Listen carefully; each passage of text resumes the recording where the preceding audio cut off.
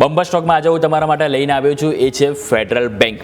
હવે federal bank તમે પસંદ કરવા પાછળનું જો કારણ તમને હું જણાવું તો ઘણા બધા છે. સૌથી પહેલાં તમે જોશો તો આપણને સ્ટોકમાં 10 EMAથી આપણને એકદમ મજબૂત સપોર્ટ મળ્યો છે. બીજું તમે જોશો તો કેન્ડલ ચાર્ટમાં આપણને સારો એવો સપોર્ટ મળ્યો છે અને એને જે ટોપ બનાવ્યા હતા એને પાર કરવાની કોશિશ આપણને જોવા મળી રહી છે.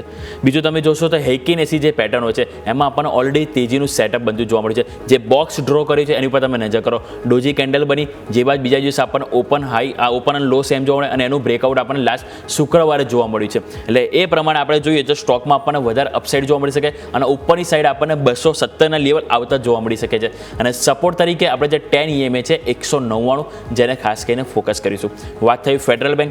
હવે બીજો સ્ટોક આપણે નજર કરીએ છીએ છે હોનાસા કન્ઝ્યુમર. અહીંયા આપણને ટેકનો ફંડા છે. ફંડામાં આપણે ઓલરેડી જોયું તો કંપનીએ એમના જે Q4માં જે પરિણામ આપ્યા એ ઘણું કમબેક કર્યું છે. બીજી વસ્તુ, કંપનીના IPOની પ્રાઇસની ઉપર ફાઇનલી નીકળી. હવે જે તમે ગેપ જોઈ રહ્યા છો એ ગેપ આપણને અહીંથી પૂરો થતો આપણને જોવા મળી શકે છે.